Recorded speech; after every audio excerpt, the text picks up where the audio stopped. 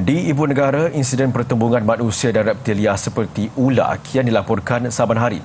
Faktor musim panas dan kering beberapa minggu ini telah mengundang kehadiran reptilia itu yang mula keluar dari sarang bagi mencari perlindungan dan makanan, sekaligus menimbulkan kebimbangan dalam kalangan masyarakat. Di sebalik kebimbangan itu, adakah haiwan ini mengganas menyerang manusia atau sekadar mencari tempat yang lebih selesa? Ikuti segmen Turun Padang yang disediakan wartawan Faiz Arif. Pertembungan ular dengan manusia bukanlah satu fenomena luar biasa, lagi-lagi di musim yang merekodkan suhu tinggi. Pergerakan ular keluar dari habitat asal kerana ia mahu mencari tempat sejuk dan lembap, kerana spesies ini adalah haiwan ektotermi atau haiwan berdarah sejuk. Darah sejuk merujuk kepada sistem kawalan suhu badan. Justru antara tabiat ular ketika itu berlindung di lubang pokok atau menyelam di dalam kolam bagi menyejukkan badan. Menariknya, ketika musim panas dan kering, bukan ular sahaja yang berpamerkan kelakuan sedemikian, tetapi reptilia lain seperti buaya, biawak dan cicak turut melakukan hal sama. Ular ni dalam bahasa yang lebih mudah kita panggil haiwan berdarah sejuk lah, sebab dia jenis reptilia.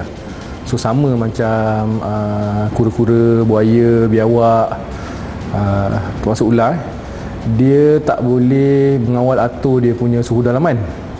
So, bila dia bukan macam kita, bila manusia atau mammals, bila kita cuaca panas, badan kita akan berusaha untuk menurunkan suhu dalaman kita.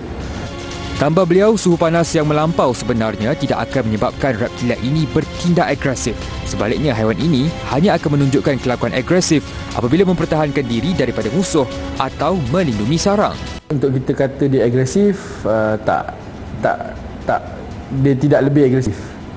Sebab ular ni kebanyakan masa dia akan lari daripada manusia.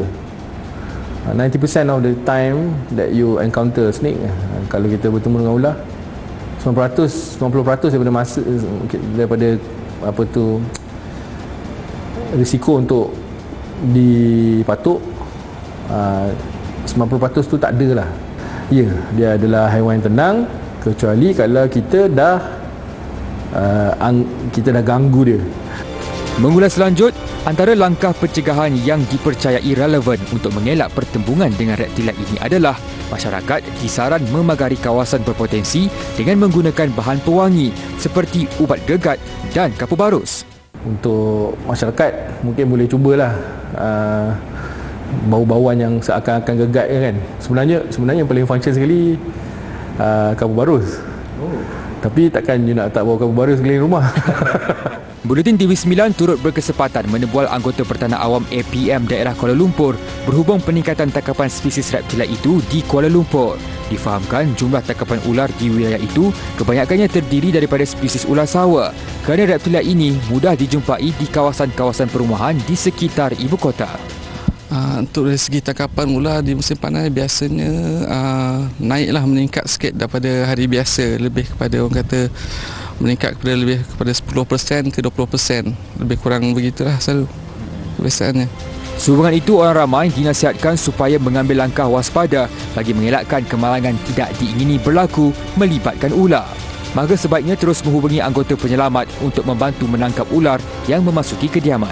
Pastikan pintu rumah sentiasa bertutup, bahagian dapur pastikan dalam keadaan bersih, luar rumah pastikan tidak terlalu semak. Lepas tu dalam perumahan pula pastikan dalam rumah tu dalam kemas bersih kan, bawah almari, bawah rak kasut kan, dan tempat-tempat seperti katil lah kan, bawah katil kan. Ini kerana sebab tempat-tempat ular lebih suka tempat yang gelap. Sehingga laporan ini disiarkan, data yang diperoleh daripada Angkatan Pertanah Awam Malaysia APM daerah Kuala Lumpur merekodkan bulan April mencatat jumlah tangkapan ular tertinggi dengan 403 ekor ular ditangkap berbanding bulan Februari yang merekodkan jumlah terendah dengan 327 tangkapan yang merangkumi keseluruhan spesies ular.